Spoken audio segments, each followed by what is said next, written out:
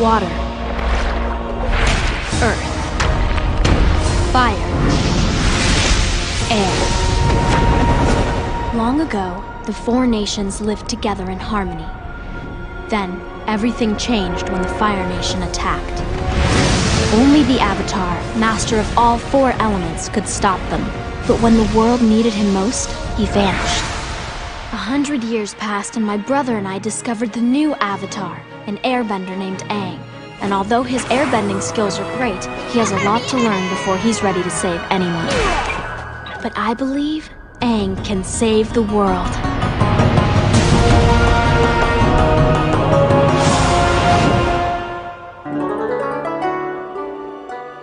I hate you. It's okay, Sokka. Everything's gonna be alright. For crying out loud, let's just get this over with. Hey everybody, welcome back to the Avatar Vlogs. This is episode 14, The Fortuneteller, and for those of you who might have noticed my absence in almost 3 weeks, yeah, I pulled a bit of a JonTron there. As Gandalf would say, I am sorry, I was delayed. And part of that was I absolutely despise this episode.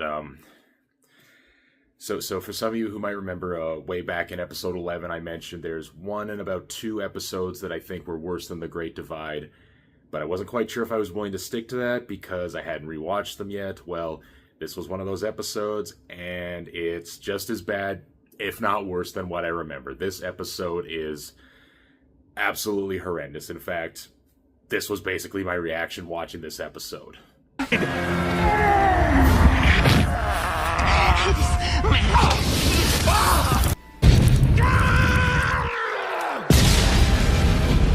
Yeah, okay, and as I feel I always need to say whenever I'm talking about an episode of Avatar that's considered one of the lessers, one of the bad ones, it's almost never bad by objective television standards, okay? Because these episodes still have good animation, they have the characters we like, and it's all part of a greater story, so you can kind of give them a bit of a pass. But man, when you have a show that is this good and this consistently, like, raising its own standard and raising the level for which it holds itself to, and you come across an episode that just not only does not make that standard, but is actively... it's annoying, it's a waste of your time, it just feels like going against everything that this show stands for. It's an awful experience, and that is, in addition to some other things that were going on in the meantime, one of the reasons it kind of took me so long to get this one made, because it puts me in a bad mood when I think about it, and I just did not want to... I just didn't really want to relive it. I didn't want to rewatch it. I didn't really want to talk about it, but here we are. It's part of the whole. Let's get on with it. Okay, so in this episode, Team Avatar are just hanging out by a river. They seem to do that a lot when they come across a villager who is being attacked by a platypus bear. This is the first appearance of the platypus bear. It's in my opinion, one of the cooler animals, which... it's a platypus that's the size of a bear, which in all honesty, it doesn't look that different from a regular platypus, but honestly, any excuse to have a platypus, I'm all for, so platypus bear. I kind of wish those were a real animal. They asked the man, why didn't he try and save himself, because he would have been attacked, and he mentioned that the fortune teller of his village, named Aunt Wu, told him earlier that day that he would be okay, so he took it as faith, and he invites Team Avatar to come into the village to check out Aunt Wu. They do, and while they're there, Sokka is very, very skeptical of the concept of fortune-telling. He thinks it's all nonsense, he thinks it's silly, he sees it more or less as taking advantage of the stupid, which it kind of is, but this episode is kind of treating him like clown shoes. Like, every time he tries to explain how something would work scientifically or logically, the universe basically punishes him, and on one hand, I could see how that kind of be funny, but in this episode, it's really not. And then with the other two, Katara becomes more or less overly infatuated with the notion of fortune-telling, basically letting it take over her life, and any minor decision she might make, from right down to what she's going to eat for breakfast. She leaves up to Aunt Wu, which Aunt Wu gets a little annoyed by this, and Katara is a complete ditz in this, an idiot in this episode. And meanwhile, Aang, because he's starting to develop a little crush on Katara, that's another thing we'll get to in a moment, he overhears the fortune that Aunt Wu said, that Katara would eventually marry and fall in love with a very powerful bender. Aang takes it as that's going to mean him, so he does all these things in an attempt to try and win Katara's affection, but they don't really go anywhere. And while all that complete, ineffectual nonsense is going on, it turns out that the town has a ceremony every year where Aunt Wu gives a prediction as to whether or not the volcano is going to erupt and destroy them. This year she says it doesn't. But after Aang and Sokka discover that it is in fact going to erupt, they have to find a way to convince the stupid people to get the hell out, otherwise they're going to be buried in lava. And, yeah, if I haven't made it clear, I really don't like this episode. I honestly am kind of amazed this episode doesn't appear more... This episode doesn't really appear much in a lot of conversations about the show. It's never talked about in one of the better episodes. It's not really talked about in, like, the worst of... And I'm almost fascinated because I think for a long time I didn't really like this episode. Even when I was a kid and it would come on, I kind of would just watch it because it was part of the block, but I really never liked watching it. I always liked the previous episode, and I for the most part liked the next episode, but this episode I was always kind of rolling my eyes like, really? You gotta sit through this? And the last time I watched it on, rewatched this show, I didn't skip it outright, but I was kind of fast forwarding a bit. I was kind of sitting there like, is this going to get good at some point? And it really never did. It never got good. It just continued to be the thing I hate about it. And there's several reasons I don't like this episode. One is, okay, so this episode is kind of the first time that it's acknowledging the would-be relationship of Aang and Katara, or Katang, if you want to call them that. The shippers, they know all about that stuff. And I feel, I might bring this up in a few other episodes, but I don't really like the relationship between Aang and Katara. Now, I like them as friends. I think they make a very good friendship, but whenever it has to be romantic, it's always done in the service of being goofy and comedic. And that was the thing I really hated about a lot of television shows, especially cartoons for kids at the time, is that, they never tried to play the relationships as legitimate or romantic or serious. They always played it for clown shoes. And on one aspect, that makes sense, because that is kind of how kids and their first crushes do go. It's usually the guy has these feelings he can't explain, and he often approaches them in very, very stupid ways, and the girls, whether they're aware of their feelings or not, may not approach them that way, or when they have romantic feelings, they kind of might do the same thing. But here's the thing.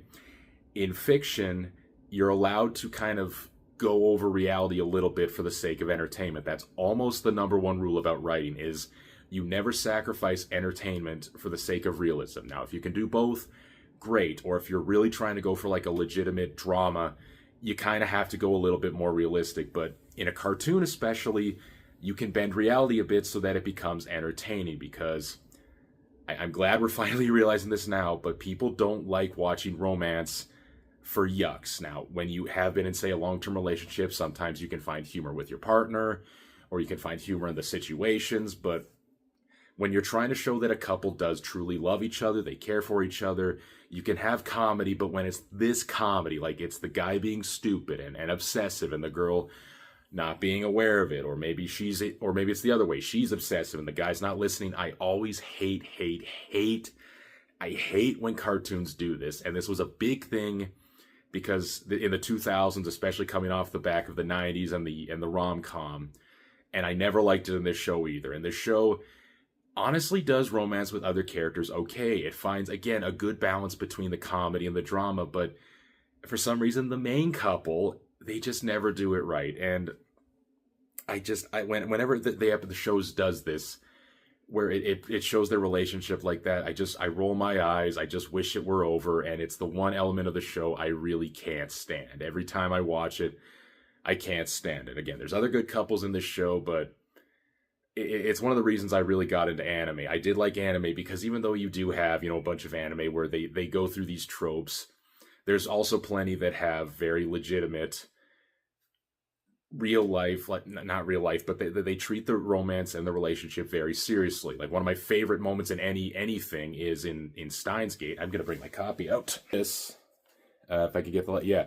So these two, eventually they come to confess their love to each other, and it was amazing. It's honestly one of like the greatest moments of television I've ever seen. It's romantic, it's emotional, it's beautiful. So yeah, I know I'm going on and on about this point. I'm probably going on way longer than I should, but yeah, I don't like that.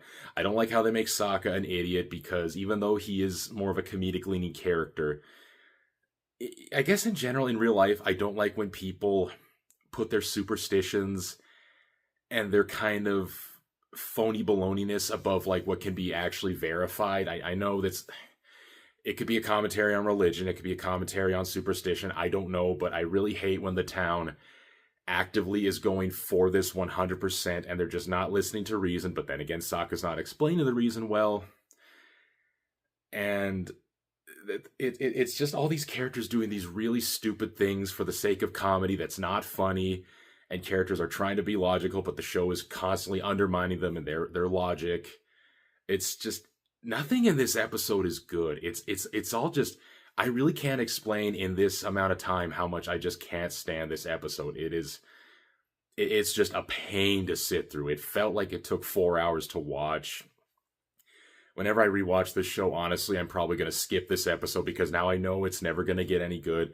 It's the worst for me. This is by far and away the worst episode of the show. It's worse than The Great Divide. It's worse than anything else this show has ever done. I hate it. There's only two things about this episode that I kind of like and are sort of worth it. And they're very weird things. But one, I know this is very strange to say, but it kind of made me realize that I love the word aloof and aloofness. I know that's a weird thing to bring up, but when Aang is asking Sokka for dating advice, he says you have to remain aloof because it's going to get the girl interested in you, which I don't think is very true. But he says it so often, I kind of realized I love this word. It's like adamantium in the X-Men comics. I love the way it's spelt. I love people saying it. I love saying it myself. Aloof and aloofness are just great words. I kind of love them for that.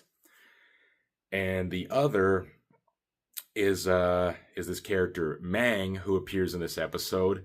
She's a one-off character. She never appears in anything else. I feel like they were going to set her up maybe as a potentially long-term character, but she never appears outside this episode.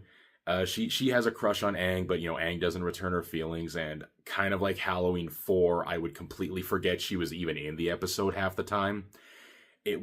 She'd pop up and I was like, oh yeah, Mang is in this episode.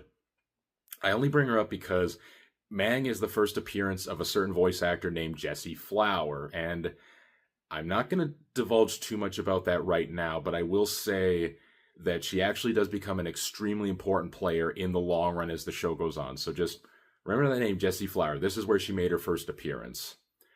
Other than that, there's nothing else to say about this episode. This is pretty much the one and only episode that, if not for the fact that it's referenced very briefly in the next episode, I would say skip it entirely. Just save your time, save your mental state. Just don't watch it. Don't watch this episode. I regret watching it. I hate that it delayed me making these videos for so long, among other reasons.